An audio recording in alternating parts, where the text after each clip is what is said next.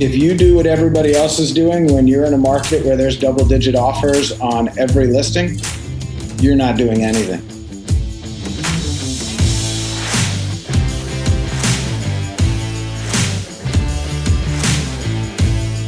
So the question is this: how do most agents find the secrets to succeed in today's competitive real estate market, especially when the top agents are keeping those secrets to themselves? That's the question, and this podcast will give you the answer. Hi, I'm Aaron Amuchastegui, and welcome to Real Estate Rockstars. Real Estate Rockstars, this is Aaron Amuchastegui. Hey, today I get to interview Dewey Golub. So Dewey his company is called Found Properties Group. He's been an agent for a long time. A lot of interesting stuff we're going to talk about today. Totally changed his business during 2020 due to all the things that happened, with COVID and everything else. He's out in Charleston, South Carolina. You guys might recognize that's where our famous, previous host, Pat Hyben, lives. Dewey even gets to see him out there sometimes. He's been listening to the show for a long, long time. And I can't wait to get to talk to you today. Dewey, thanks for coming on the show. Yeah, buddy, been waiting for this, listened for years, and now honored to be on here myself.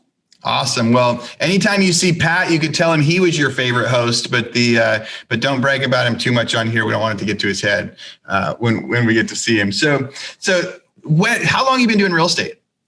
Yeah, so started real estate 2004, right at the first boom, and I've been in it full time ever since. Only job, only thing printed on my business card, which of course I don't have or carry anymore. That's awesome. So you started in real estate 2004. Heck of a time to get started. Were you living out in Charleston then?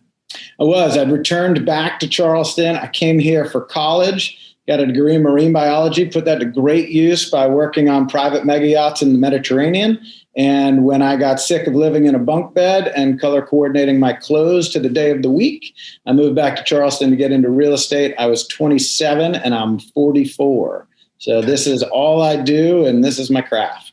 The Mega Yacht. So did it make you want to have a Mega Yacht someday? Or were you like, man, that's a lot of work. I'm not going to do that ever again? Fascinating story. My real answer to that is I used it as a social experiment. All the crews hang together in every port. And I had a standard question: who's the owner? What do they do? And are they special? Like, did they come out of the womb totally different than you and I? And honest to God, the only time that somebody said yes, that guy actually was smart enough not to own a boat. He used his friend's boat. That guy's name is Bill Gates. And they're like, he's totally different. When you're around Bill Gates serving him, you're like, you can tell he's trying to dumb it down to talk to you. But every other time I ask that question of these billionaires, they're like, they're just another person that worked hard or got lucky or in a thing. They're like, they are just another person. And then I thought, well, I better stop cleaning their toy and I better go make some money so that I can have a big toy too. Yeah. That is totally the American dream and also totally real. Every super wealthy person I've ever met, every amazing, famous person I've ever met is just another person that's just as excited to talk to you and hear about you. And it is, normal people do extraordinary things. And getting to learn that at such a young age had to have really helped you. Last week, we were in Cabo San Lucas and there was mega yachts there. And people come, there's like helicopters on the back of them and boats hanging on the front. And I found myself thinking, I wonder who owns that one. That was the first thing my daughter was asking. Who owns that? I'm like, I don't know, but whoever owns one, they're doing something pretty cool. Yeah, they're fantastic toys. I'll tell you it, and then we can move off of this. It teaches you a great sense of independence when you're, back in my day, I was on a large boat. I was on the Budweiser flagship and it was 200 feet. It was actually 173 feet. And we did 2 transatlantics. And when there was only one other person with my job and then a first mate. So there's essentially 3 people that run the entire boat and then the engineer. Captain's not working that much. Everybody else works inside. And so you got 3 people in the middle of the Atlantic on this huge machine full of other machines. And anything that breaks, you got to fix it. You got to figure it out. Sometimes you got to do it in a hurry.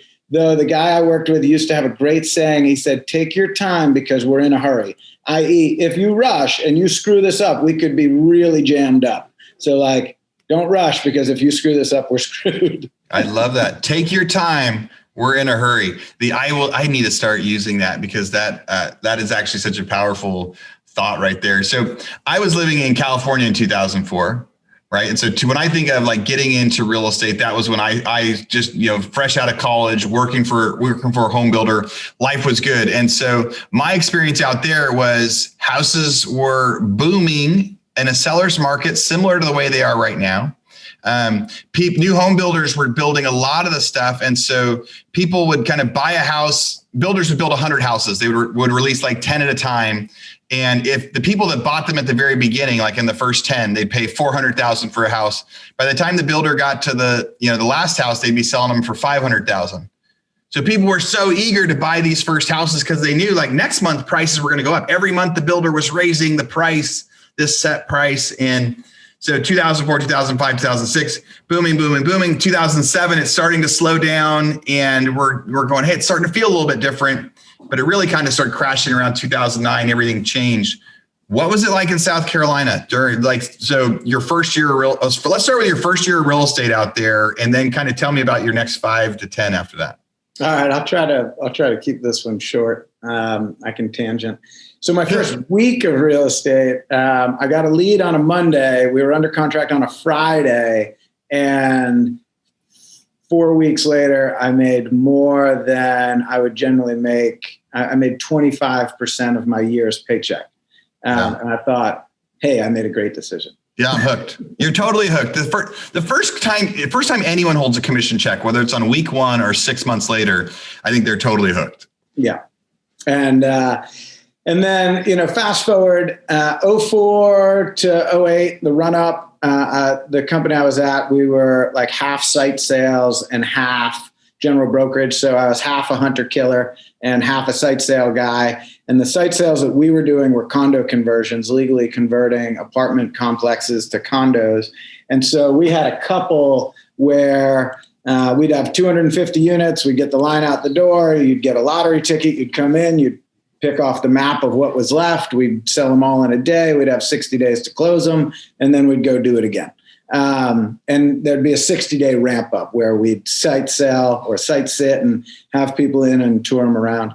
So that was good for volume. And then there was a crash just like everybody else. And so I went from unit count volume to sales price volume, and I moved to Sotheby's to sell luxury. And that was good. Also started doing boutique commercial because our commercial environment on the peninsula of Charleston, which is 200 or 300 years old, depending on the building, is a lot like residential, a lot less like big box commercial. So I did luxury and commercial. And then I was fortunate enough where some friends of mine were related to the owner of Boomtown, which started in Charleston, South Carolina. And they asked me to come and see this new technology that was going to change residential real estate. And I thought, oh my God, this new technology is going to change residential real estate. And so that was the first IDX fed CRM, and that's Boomtown. And we were essentially Boomtown's beta.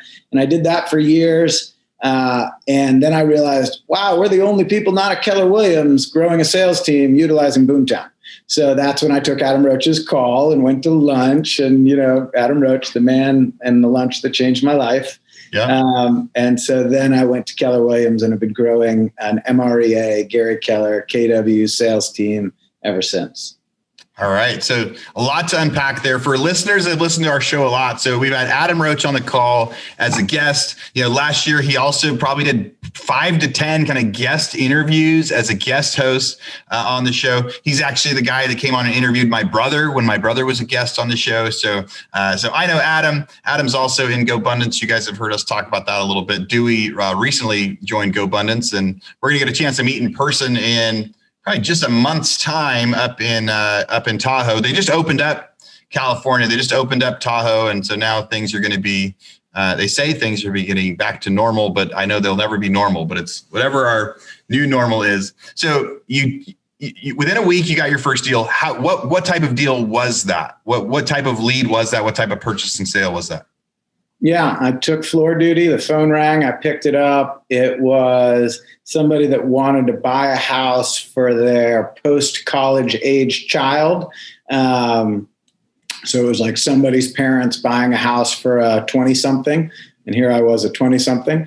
And we went out and started looking at houses. They were geographically and price point specific. I was very upfront. I said, I have no idea what I'm doing, but I'm going to work my tail off for you. And I'm in an office with local people that do know what they're doing, and they won't let it go wrong. And they were great people. We had a great time. We did a great transaction. And so it was just a single family residence like that. That's freaking awesome. I love the honesty. Anytime I'm training people on my team to do anything new, right? This week we're calling people saying like, hey, do you want to sell us your property? Like, hey, we just bought the one next door. We would like to buy yours. Do you have any? And they're like, well, what do I say when they say this? I'm like, you could tell them this is the first time you've ever made this call. Like, it's true. Like, you've never had this conversation before. Like, just be honest. Like, it's going to be the better connection that you have. So floor duty is, people don't do this as much anymore because people don't just randomly cold call a business as often anymore. But 20 years ago, 15 years ago, they did. It was like, hey, we want to buy a house. Where's there a real estate company? They're going to call the number for the real estate company. You answered and they said, we're looking for this. You're like, okay, that's perfect. So awesome. So you get your first one. But then you said your next type of sales you did for a while was on-site sales, condo conversions. And I think that's a lot like the new home builder stuff where you're kind of staying on site and there's an open house saying stuff for sale. People come walk through either a condo or a model home. And you're going, okay, you can buy this one over here. Is that what site sales are when you were doing that? That's what site sales was here. And the upside to this, there was deal flow, right? Mm-hmm. So you could sell something and get paid. Though it was pretty small. That paycheck got cut up so many different ways. But it's nice as a young fresh start to have some sort of income. And the other thing was I didn't work for one developer, right? Like, it's not like I worked for a national home builder. We were a marketing arm. And so the marketing would drive people in, the opportunity would drive people in. They'd look around, they'd say, this opportunity is not for me. I'm not buying this. I'd say, great. Well, tomorrow I'm not here. So I'd love to go show you houses. So it was also a great lead generation tool for somebody that, didn't have a great big SOI, sphere of influence, because I was younger and I didn't know anybody that owned a house. And so I could build rapport and, build trust and then add value and pick up a client. It's a lot like, if people are new doing open houses in order to get leads. It's kind of a lot like doing open houses, except for every once in a while, or maybe more often than not, you would get to sell the house that you're doing the open house at but condo sales or home builder sales as the listing agent are commonly a much smaller commission. It's like, they're like, hey, we're doing all the work. We've done this thing. You're just standing here and buyers are going to come in. And so they do a much smaller commission. It sounds like that's what it was like. But the cool thing was you were able to take that and get that lead to go sell them something else. That was one of the first pivots that home builders did during the crash. Like during 2008, 2009, I remember our home building team, it became okay to actually sell the people something else. In 2005, the real estate agents that worked at our offices, they weren't allowed to sell anybody anything else. It was like, no, you sell that house and you get commission for that. And then a couple of years later, when it started to get tough, it was like, no, if you get a lead, we can be a real estate office now. We can actually have a brokerage now instead of that, like some of the original pivots. And now this year we've seen all sorts of pivots like that. So Real Estate Rockstars, this is a commercial break from our biggest podcast sponsor we have right now, Rent Ready. It can be fun getting a new real estate deal, but it can be tough managing your properties after the fact, especially if you're long distance investing or trying to manage multiple properties by yourself. That's why we're here to tell you about Rent Ready. Rent Ready is a property management software that not only makes it easier to manage all your real estate deals from one platform, but they also have the best customer service support in the biz. They're an all-in-one app that lets you easily manage properties, collect rent, list units, screen tenants, sign leases, all from your phone or computer. Imagine all of your real estate doors right in your pocket. How awesome is that? The best part is it's so affordable, one flat price for everything. Unlimited properties, tenants, and support with a real live human. And I have to add in there, that's a new business model that not a lot of people are doing. There's like this freemium model where people say, hey, you can try this, but as soon as you grow, it's going to cost you a lot of money. Or they kind of punish you when you get too many emails on your list or too many comments. They aren't going to punish you when you grow. They're not going to charge you more when you get 10, 20, 30 rentals. They're going to charge you the same when you have 2 or 3 as they will when you have 50 or 60. So you have a nice fixed cost, all software, all in one place. Check it out, Rent Ready, RENTREDI.com. And if that's not enough, RentRedi is giving our listeners a special code you can use to get a whole year of RentRedi for just $54. Use code ROCKSTAR50, that's Rockstar50, and sign up for RentRedi's annual plan at rentredi.com. Again, RENTREDI.com with code Rockstar50 to get RentRedi for only $54. You got to do a lot of different experiences. You started growing a team. You went to the KW model with that. You met some of our good friends out there. And like you said, the lunches that changed your life. Let's fast forward to like how big you got. So what was your company doing in 2019? Right. And what's the average sales price out there? What were you guys doing in 2019? And then tell me about 2020. Yeah. So I like to call this my COVID journey. Hopefully not everybody has one. So I've got an incredible right hand. Her name is Angie Murto. She essentially runs the team, right? I'm the vision. She's the integrator. And she is unreal. And so we've been together 6 years. She has a background working a large sales department for Lennar during the upswing, and then an IT company that was continuously voted top 5 places to work in the state. So she's just super dialed in on our industry and on great culture. And so I had a coffee with her 6 years ago, and she believed in the vision, even though it didn't exist. It was all in my head. And so we spent 6 years building what we thought was best practices, the perfect KW sales team. And it was one of these really complicated, really integrated sales teams. Some of the highlights of ours, we had a really high admin to agent count. We had to hire more of a finished brand and a higher price point. Our average price point at the time was probably $250 in the Charleston market, and our team was $375. So 50% higher is a big deal when it comes to running numbers. Mm-hmm. We had 8 salespeople and 5 admin. In 2019, we closed $51 million in volume. The way that we set our goals and run our numbers is different. We do business planning clinic with each individual in the fall for the following year. And then whatever comes out of that meeting is our annual goal. Right? We don't set some arbitrary number and then try to get everybody to meet it. So we came out of that meeting and we were closing out the year at 51 million. And all of a sudden we were at 83 for the next year. And I thought, from a business perspective, that doesn't sound realistic. That doesn't sound like a good idea. It doesn't sound like it's based in fact. And we went back, we dug through all the numbers. This is what everybody wanted to do. This is what they've done. This is what was in their pipeline. We do pipeline review every week. It's got to be 80% or higher to make it on there. And all of this stuff already existed going into 2020. It was like, all right, I guess we're doing 83 million. Like, buckle up. This is going to be a wild ride. And we got a few months into 2020, and all of a sudden, we use a CSU dashboard. Everything's tracked. It integrates with our CRM. Like, there's no BS about what we're doing. We just live by the numbers, because I'm not going to put my family's future income on the line because somebody told me they're going to sell a lot of stuff. Like, show me, right? And we examine this stuff every day, deeply every week, and incredibly every month and quarter. And it was like, holy, you know what? Like, we're going to do 102 million this year. And that's what it's projecting at the end of the first quarter. Like, this is bananas. And then there was COVID. So first quarter of 2020, you guys, we've done 25 million. We're on pace to do 102. Yeah, it was crazy.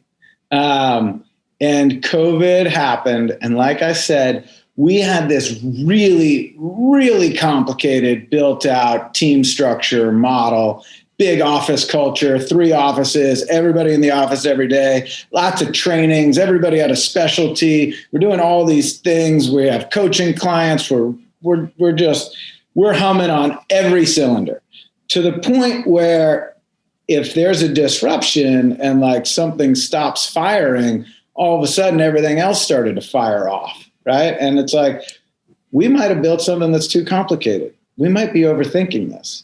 And so Angie and I both have young children, and we both became school teachers at the beginning of COVID, right? We're working from home. We've got kids in the house. We're doing education. And I have been preaching and listening and waiting for the next recession. And I've been ready for it, right? Not like a doomsdayer, just like hey, everybody, this is good in the good times, but we're going to really, really take up ground in the bad times because we're professionals and we see what's coming. And so for me, I just did what I thought was right as a business person. I said, all right, recession's here. Let's get it on.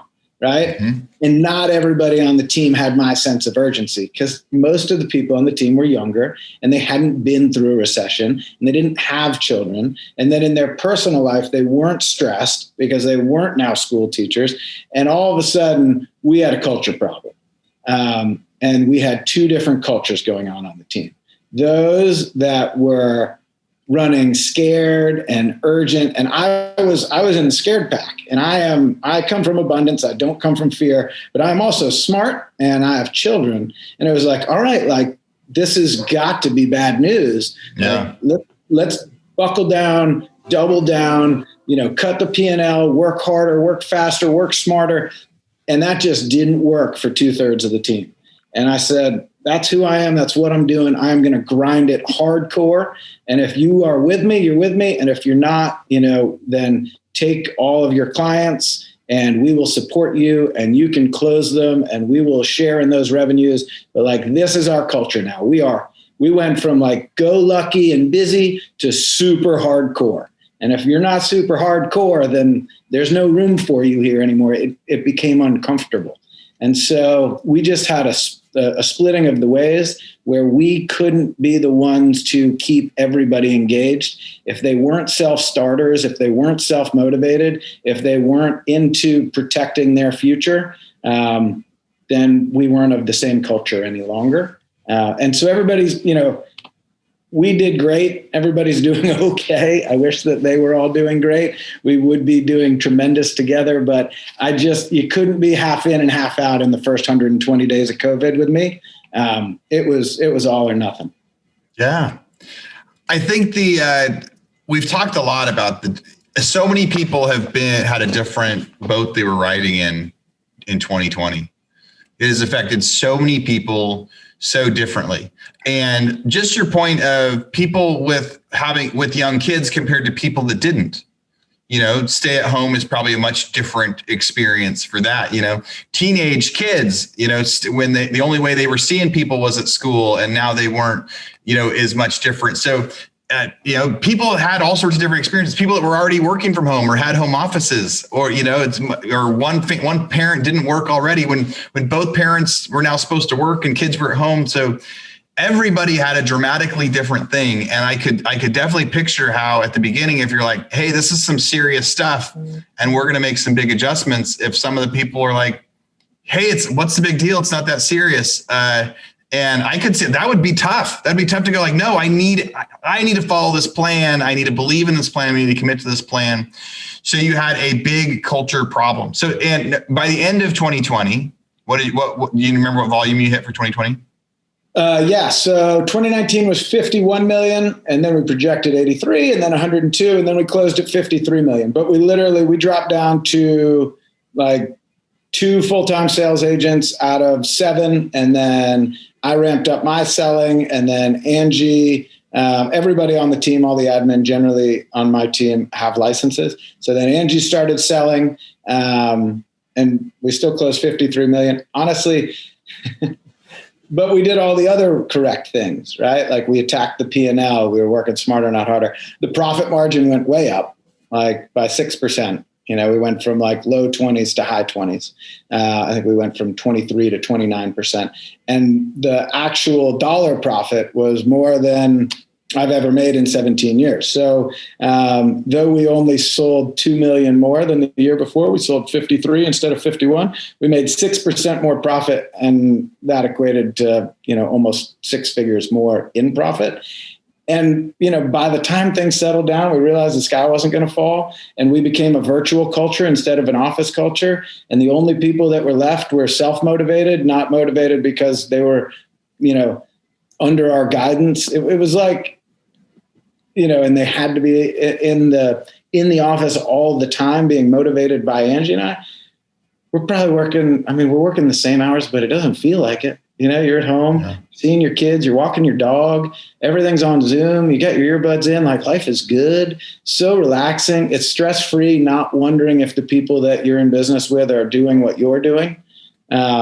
It's really been so wonderful. I got so many blessings out of COVID, and, changing the culture of the team is just one of them. But, that's the one that we're talking about now. But it's awesome. Honestly, I love it. And the people that are on the team that were on the team before COVID, they love it because the culture has become more distilled. Everybody that's left are more similar to each other than the diversity in culture that existed beforehand. It's like going to war together. We're all battle tested and we had the same mentality, and the people that had a different mentality, they did their thing, we did our thing, and now we're tighter and closer together. And we've attracted, somehow our frequency just changed. We've hired up, we've got 4 new agents on the team, and they are all so much more the culture that we thought we had. And everybody is just totally having a good time, which is fun. It's interesting how crisis really takes down some of the coverage, right? Like of realizing what's really going on. So when times are good, it's really easy to keep doing with stuff. I love you're on it. We've had a lot of agents that have come on and just said, hey, with COVID, we've just sold so many houses. It's so great. Now we're getting all the listings. No one's even negotiating against us. There's been a lot. And you got to say, COVID wasn't super easy. You had to make some big changes, but some of the big things that you did is you made sure that everybody was on the same page. And then you worked smarter, not harder. And you also cut costs. You were like, hey, can we do this? And can we still actually cut costs and tighten things up and change things around a little bit? To kind of having a second chance to rebuild culture is pretty awesome. Especially, like you said, that you're older now, you've been in the business for a while. So getting a second chance to almost like start your company again and say like, what am I going to do? Do you think you will ever go back to an office culture now that everybody is living the virtual culture? It's interesting for me to answer. I'd answer that question 2 ways. Me personally, nowhere near as much. The people on the team, a lot of them are high eyes, right? They really want to be around each other. And so we've got a really nice office. We pay for the thing, it's super comfortable. And some people want to be in it and some people don't. And it's like, you do you. We have our CSU tracker. We got our metrics. We got our KPIs. It sounds like my dog. You live in downtown Charleston. We're going to hear people walking by out front talking pretty soon, too. We've had plenty of dogs make it on the podcast, so don't worry. Yeah. So we're in and out on office culture. We want to support our market center, so we'd like to be there. There's a need for some admin to be there, so they're there. They want some company, and those agents that also want company, they're all hanging out together. And then some of us, like Angie, had an hour-and-a-half commute, 45 minutes each way, which for Charleston's a long time. And she's like, "This is great, I'm gonna now that I'm not a babysitter, candidly." Yeah. I'll be home 2/3 of the time, and I'll go to the office to see people 1/3 of the time. It is very cool. So many pros and cons. And if you can, focus on the pros and you can make adjustments to minimize the cons and kind of restructure, the new business, you could really have, some great success. So I love getting to hear your story of how you got here and what happened. I've got kind of some rapid fire questions. So when you were a new agent, what do you wish you would like? What would you go back and tell yourself now about real estate? Or what do you wish you would have known about real estate when within a week, you all of a sudden got a big paycheck? But was there something else you wish you would have known when you first got started that you know now? Yeah, coaching. So we always have coaches. Nobody in my mind is beyond a coach. You look at Tony Robbins or John Maxwell, it's like, how are you ever going to beyond having somebody like that in your corner? It took me a decade to get into coaching. I just wasn't exposed to it. It's not that I said no, but I met Adam Roach and I got into personal development and I got into coaching and I got into all of these things. And that's really it, right? Could it be a mentor? Could it be the environment? Yes. Right. Does it boil down to something as simple as find somebody that is 2 steps ahead of you on the path that you want to be on, add value to their life, and that might just be paying them, and then get in with them, right? And we've generally not stuck with a coach for more than a couple years, but I've been in coaching ever since I came to KW and met Adam, and generally will carry 2 coaches, and they're expensive and they're totally worth it. And so it would be that. If I boiled it down to one thing, it would be coaching. I love that answer. I wish I would have known about coaching. I didn't join any sort of coaching or mastermind groups or anything until 2015. I'd been in the business for a while, and it would have helped me so much if I would have done it sooner. So let's see, what is right now? It is a seller's market. I know some of your people represent buyers out there. What would you tell them? What's the number one way? You represent sellers, you represent buyers. What's your number one way to get your offer accepted when you're competing with 20 other offers on a property? Yeah, so we role play around this all the time, and so we've got a toolbox full of items. One is very straightforward. It's the escalation clause if you have it in your market.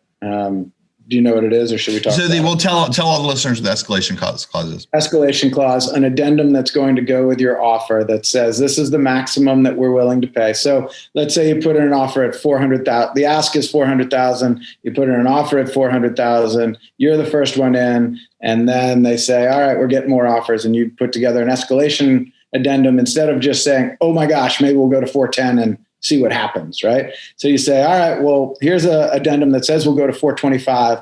We'll go up in $5,000 increments, and you need to essentially prove to us that there was an offer that we beat. So if somebody else comes in at, 414, we'll pay 415. If somebody comes in at 408, we'll pay 410. If somebody comes in at 426, it's theirs. And so that's the correct way to use an escalation clause or cool. Escalation addendum. All right. And that's your favorite thing right now. I like that. What about best technology for real estate right now? You have anything that you really love that really helps you get your job done? Yeah. Our CSU tracker. Now you got to be at scale to use something like that. But you've got to be able to track it to examine it. And if you don't know your numbers, you're just shooting in the dark and hoping for the best by the end of the year. So our CSU tracker, because it also drills down on every single thing. So it's not just, it would become a very long answer. So I'll just say our CSU tracker. All right. I like that one. What's the number one way people can succeed in 2021? The agents can succeed in 2021? Yeah, I think they're going to have to get creative, right? I hate these type of markets because they take away your professional advantage. Right, whoever gets there first with the biggest checkbook wins is not a professional, right?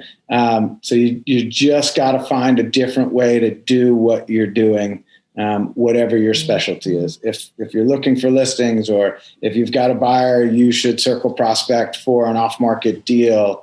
The list is long, but the answer is, if you do what everybody else is doing when you're in a market where there's double-digit offers on every listing, you're not doing anything.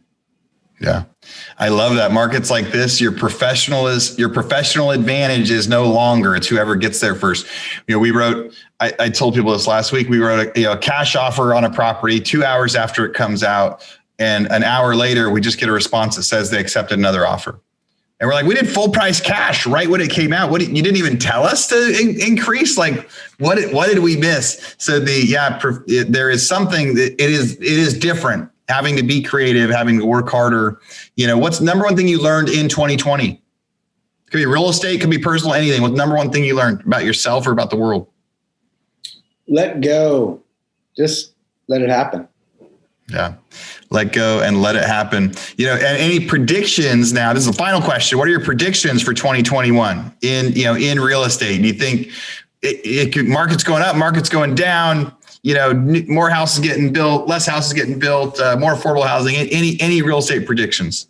Unfortunately, my prediction is more of the same. So what you've experienced for the last 3 months, I think you got 9 more months of it coming. You just can't change. Without a mortgage meltdown, which we're not going to see, you can't change a real estate market when its main driver is based around this inventory issue, and the inventory issue has become so deep. Right. So it's unfortunately more of the same. I wish it was more balanced, but it's not. Yeah. And Dewey, it sure has been, fun getting to chat with you today and catch up with you. I can't wait till we get to hang out in Tahoe at the end of the month. Listeners out there, if any of you guys are wondering what GoBundance is, what masterminds are, things like that, find me on Instagram, send me a message. I can send you some more info about it. Maybe you want to come hang out with Dewey and I in Squaw Valley next week. Dewey, people are going to want to reach out to you and ask you questions about your culture. They're going to ask you about coaches. They're going to ask you about that software. What's the best way for listeners to reach out and find you and get more info? Yeah, so email's the easiest. Dewey, Dewey, at foundpropertiesgroup.com. And that's found like we found your house, we found your buyer. And I'm always available. I do have some free time during the day. I love to pay it forward and help anybody out. So if you want to talk about anything that Aaron and I chatted about today, hit me up and I'll carve out a few minutes. I promise. Awesome. Dewey, thanks for coming on. Real Estate Rockstars. Thank you for listening.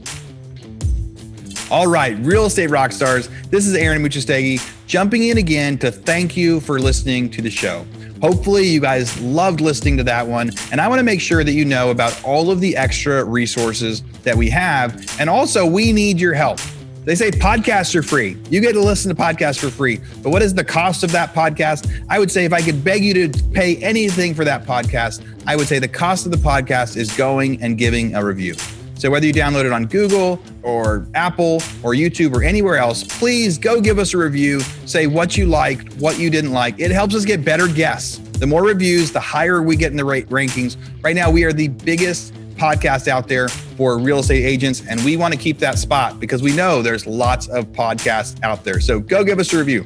Also, be sure to go to hibandigital.com. If you liked any of the resources that those real estate agents talked about, we've got a huge video vault of those resources for free.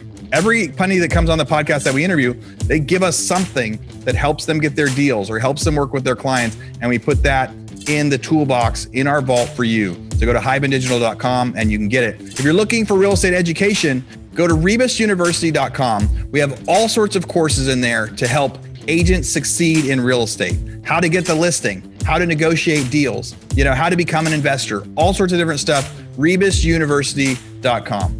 And if you want to chat with me, go find me on Instagram. And if you come find me on Instagram, you can send me messages. Tell me what you want to hear. Tell me what you liked, what you didn't like. We try to put a bunch of content out there too. You can find me in two different places. It's at rerockstars.com for our Real Estate Rockstars page, or at aaronandmuchastegui.com for my personal Instagram page, where I can chat with you about all sorts of different things. Thanks for listening. We'll see you again soon.